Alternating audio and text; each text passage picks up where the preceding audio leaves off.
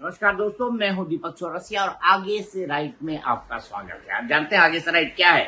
Right perspective, right ideology, right path, right lifestyle, right food. तो आगे से right इन तमाम चीजों पर आपसे बात करेगा। लेकिन अभी तो हम राइट पॉलिटिक्स और राइट इलेक्शन और राइट कैंडिडेट और राइट पॉलिटिकल पार्टी की बात कर रहे हैं। जी हाँ, भारत यानी 97 करोड़ मतदाताओं वाला देश, विश्व के 4-5 बड़े बड़े देश मिला दिए जाए ना तो भी मिला के वहां पर अमेरिका, यूरोप के बड़े देश, इटली जैसे, फ्रांस, जर्मनी, इन चारों को मिला दे तो भी 97 करोड़ पॉपुलेशन जो है, 97 करोड़ वोटर कहीं नहीं मिलेंगे आपको। इतने वोटर इन चार देश बताए ना, इतने वोटर तो उत्तर प्रदेश के अंदर है, 20 करोड़ के आसपास या 20 करोड़ से थोड़ा ज्यादा। अब सवाल यहाँ पर ये खड़ा होता है कि आखिरी चरण का मतदान है।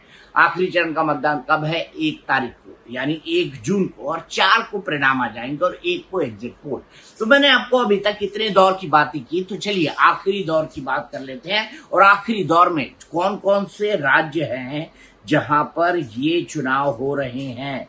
आखिरी दौर में 57 सीटें हैं, टोटल 57 पर पोलिंग होनी है। लेकिन आज हम बात करेंगे बिहार और उत्तर प्रदेश की। मोटे तौर पर पूर्वांचल का इलाका, 2.5 दर्जन से ज्यादा सीटें आती हैं। पिछली बार भारतीय जनता पार्टी यहां पर अपना एक छत्र दबदबा नहीं कायम कर पाई थी। जैसे पूर्वांचल में आजमगढ़ भी आता है, वो जीते थे अखिलेश यादव। उसके अलावा गाजीपुर जैसी सीट वो जीत गए थे अफजाल अंसारी, और घोसी वो भी हार गए थे, बसपा के खाते में थी। चलिए, इनमें से कुछ पे इलेक्शन छठे चरण में हो गए हैं, कुछ पर इस चरण में होने हैं। तो सबसे पहले समझ लीजिए कि कौन कौन सी पॉलिटिकल पार्टीज हैं, कौन कौन सी सीटें हैं उत्तर प्रदेश और बिहार की जिसमें इस चरण में मतदान होना है। सबसे जरूरी और महत्वपूर्ण काशी यानी वाराणसी, जहां से खुद प्रधानमंत्री नरेंद्र मोदी चुनाव लड़ रहे हैं और उनकी जीत में किसी को कोई संदेह नहीं है। दूसरी कॉन्स्टिट्यूएंसी और महत्वपूर्ण है, ये गोरखपुर है, क्योंकि ये महाराज योगी आदित्यनाथ यानी मुख्यमंत्री की खुद की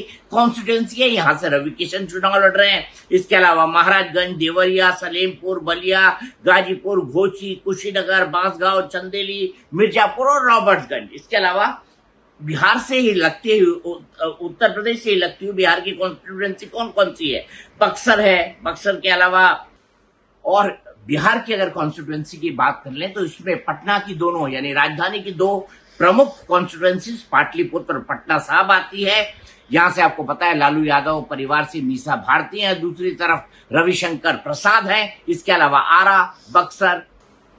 तो बिहार में 7वें चरण में कुल 8 सीटें हैं। तो यूपी में 7वें चरण में 13 और 8 21। बिहार और यूपी ये आखिरी दौर का चुनाव है इन दोनों राज्यों के अंदर। और आपको पता है बिहार और उत्तर प्रदेश और महाराष्ट्र से मिलकर, और खासतौर से बिहार और उत्तर प्रदेश से मिलकर दिल्ली की गद्दी का रास्ता जाता है। ये मैंने आपको पहले कई बार बताया है। तो अब इन सीटों पर क्या है? इन सीटों पर जो है उत्तर प्रदेश की इन सीटों पर, बिहार तो आपको पता है सिर्फ एक सीट किशनगंज जो है वो जीती थी कांग्रेस पार्टी। इसके अलावा 39 की 39 सीट जो है इंडिया गठबंधन को गई थी। और उत्तर प्रदेश में हालांकि उस तरह का परफॉर्मेंस पूर्वांचल के कई इलाकों में बीजेपी का नहीं रहा था।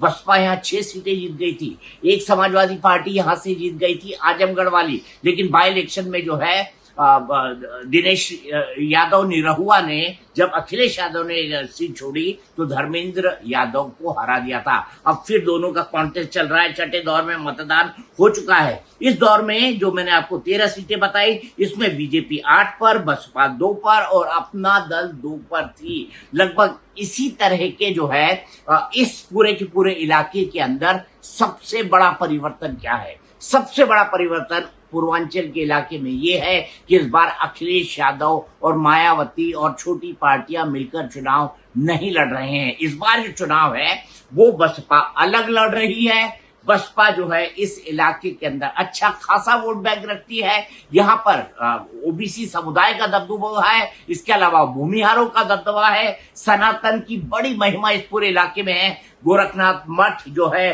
गोरक्षपीठ की बात अगर करी जाए, गोरखपुर की और काशी की बात करी जाए जो भगवान भोले शंकर की नगरी है, तो सनातन की बम बम इस इलाके के अंदर हमेशा होती है, होती रही है। लेकिन इसके बावजूद भी यहाँ का कास्ट इक्वेशन जो है वो थोड़ा कॉम्प्लेक्स है। भारतीय जनता पार्टी के लिए सबसे बड़ा सेविंग ग्रेस या सबसे बड़ा एडवांटेज बीजेपी वो ये है कि बीएसपी और समाजवादी पार्टी इस बार साथ नहीं है। बीएसपी और समाजवादी पार्टी इस बार साथ नहीं है तो जाहिर सी बात है वोट बटेगा। वोट किसका बटेगा? जो मोदी विरोध का वोट है वो बटेगा। समाजवादी पार्टी में भी जाएगा, बहुजन समाज पार्टी में भी जाएगा। समाजवादी पार्टी का किसके साथ अलायंस है? कांग्रेस का साथ अलायंस है। और काशी की सीट कौन लड़ रहा है? वाराणसी की कांग्रेस का कैंडिडेट लड़ रहा है, लेकिन बसपा वहां से भी अलग लड़ रही है। और इसी तरह से अगर बात करी जाए तो घोसी, गाजीपुर, सब जगह बसपा ने अपने अच्छे कैंडिडेट दे रखे हैं और कास्ट इक्वेशन फिक्स हो रहा है। तो कास्ट इक्वेशन जो है उसके हिसाब से मायावती ने अपने कैंडिडेट्स को उतारा है। तो सोशल इंजीनियरिंग किस तरीके से काम करेगी, क्योंकि प्रधानमंत्री मोदी यहां पर हैं, तो सोशल इंजीनियरिंग एसपी और बीएसपी अपने ढंग से भले से करने की कोशिश करे। लेकिन जब मोदी विरोध का वोट बटेगा तो कुछ सपा गठबंधन में जाएगा और कुछ बसपा के पास जाएगा। लेकिन मोदी समर्थन वाला जो वोट है वो एक मुश्त भारतीय जनता पार्टी में जाएगा। मैंने लगातार अपने जो जितने भी एनालिसिस है उसमें कहा है कि ये चुनाव जो है राम मंदिर, राम, राशन, जो 81-82 करोड़ लोगों को राशन दिया गया उस पर, और राष्ट्रवाद यानी सनातन और आंतरिक सुरक्षा, ये जो तमाम बातें हैं इसके ऊपर लड़ा जा रहा है। जाहिर सी बात है ऐसे में ये मुद्दे जो इमोशनल मुद्दे हैं और इमोशनल के साथ साथ विकास वाले मुद्दे हैं, ये दोनों चीजें भारतीय जनता पार्टी के लिए एडवांटेज देने वाले हैं। तो बसपा क्या पिछली बार जैसा प्रदर्शन कर पाएगी? उम्मीद मुझे नहीं है। रही बात अपना दल की, तो वो तो सहयोगी है भारतीय जनता पार्टी की। तो यहाँ अनुप्रिया पटेल मिर्जापुर से लड़ रही हैं और ठीक घोसी से उतारा गया है अनिल राजभर को, जो कि सुहेलदेव भारतीय समाज पार्टी के नेता के बेटे हैं। तो यहाँ पर भी छोटी छोटी निषाद पार्टी भी साथ में है, एसबी एसपी भी साथ में है और साथ ही साथ अपना दल सोनेलाल भी साथ में है। तो ये बड़ा cast equation Bharatiya Janata party के लिए बड़ा कास्ट वोट बैंक बना रहे हैं। तो सबसे महत्वपूर्ण क्या है? सबसे महत्वपूर्ण चुनाव में क्या होता है? चुनाव में होता है भावनात्मक मुद्दा। और इस बार भारतीय जनता पार्टी के पास कैसे कैसे भावनात्मक मुद्दे हैं। कल हेमंत बिश्व शर्मा ने क्या कहा? उन्होंने कहा कि ज्ञानवापी जो मस्जिद है वहां पर हम ज्ञानवापी मंदिर बनाएंगे। तो ये जो है बड़ी घोषणा है। ये घोषणा की गई है काशी के चुनाव के मद्देनजर। क्या भारतीय जनता पार्टी अयोध्या के बाद मथुरा और काशी को भी अपने एजेंडे पर लाएगी? ये देखना बेहद दिलचस्प होगा। लेकिन हकीकत ये है कि ज्ञानवापी मस्जिद वाला मामला विभिन्न कोर्ट्स के अंदर चल रहा है। लोअर कोर्ट में चल रहा है, डिस्ट्रिक्ट कोर्ट में चल रहा है और हाई कोर्ट के अंदर चल रहा है। और इस मुद्दे पर भी बड़ी भावनाएं इस पूरे इलाके की जुड़ी हुई हैं। मैंने आपको बताया कि काशी भगवान भोले शंकर की नगरी है। यहां से प्रधानमंत्री को 2014 में इसीलिए लड़ाया गया था कि ये पूर्वांचल का इलाका जो बिहार से भी लगता है, जो उत्तर प्रदेश में है, ये पूरा इलाका मिलके प्रधानमंत्री मोदी यहां पर भारतीय जनता पार्टी का वोट बढ़ा सके। इसके लिए भारतीय जनता पार्टी ने जबरदस्त सोशल इंजीनियरिंग की थी और यही social engineering Bharatiya Janata party अभी तक करते आ रही है। तो इस पूरे इलाके के अंदर अगर देखा जाए तो ये देखना बेहद दिलचस्प होगा कि इस बार सपा और बसपा के टूट जाने के बाद भारतीय जनता पार्टी को कितना फायदा होता है। हालांकि मेरे व्यक्तिगत विश्लेषण की बात मैं करूं, व्यक्तिगत आकलन की बात करूं, तो जिन टेलीविजन शोज पर मैं जा रहा हूं मैंने साफ साफ कहा है कि भारतीय जनता पार्टी अपनी गिनती उत्तर प्रदेश में 63+ से शुरू करेगी। और मैंने तो यहां तक कहा है कि 80 सीटें उत्तर प्रदेश में है।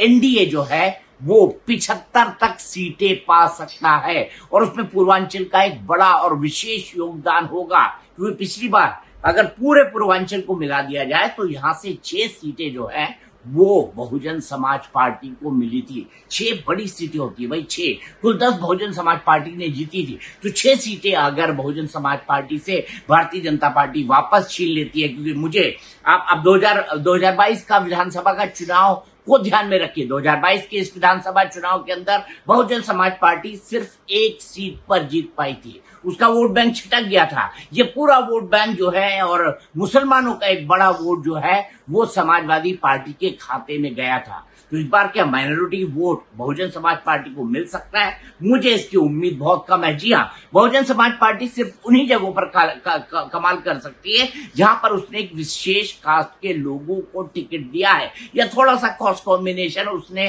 बैलेंस करने की कोशिश की है कुछ वोटों को जोड़कर। लेकिन क्या बहुजन समाज पार्टी ऐसा करके इस सोशल इंजीनियरिंग से क्या कोई विनिंग कॉम्बिनेशन बना पाएगी? मुझे इस बात पर संशय लगता है। रही सही बात समाजवादी पार्टी की, तो समाजवादी पार्टी का इस इलाके में जिन 17 सीटों पर चुनाव हो रहे हैं वहां पर ऐसा बड़ा कुछ नहीं है। इसलिए समाजवादी पार्टी कितनी बड़ी चैलेंजर है ये देखना, ये अपने आप इसी बात से समझ आ जाएगा कि पिछले लोकसभा चुनाव के अंदर समाजवादी पार्टी सिर्फ 5 सीटें जीत पाई थी, जिसमें एक सीट मुलायम सिंह जी की थी, एक अखिलेश जी की थी, 3 अन्य परिवार की सीटें उन्होंने जीती थी और बहुजन समाज पार्टी 10 सीटों पर जीत पाई थी। लेकिन अब चूंकि सब अलग अलग चुनाव लड़ रहे हैं इसलिए उत्तर प्रदेश में एडवांटेज बीजेपी कहा जाएगा, तो इसमें कुछ भी गलत नहीं है। आगे से राइट में मैं रोज आपको कोई ना कोई नई अपडेट देता हूं, इलेक्शन का सबसे सटीक और सबसे सही विश्लेषण। इसीलिए मेरी आपसे विनती है कि आप हमें लाइक कीजिए, आप हमें सब्सक्राइब कीजिए और आगे से राइट को अपना भरपूर प्यार दीजिए। देखिए चुनाव के बाद हम कितने अलग अलग डायमेंशन और कितने अलग अलग तरीके की रंग बिरंगी खबरें और विश्लेषण आपके सामने लाते हैं।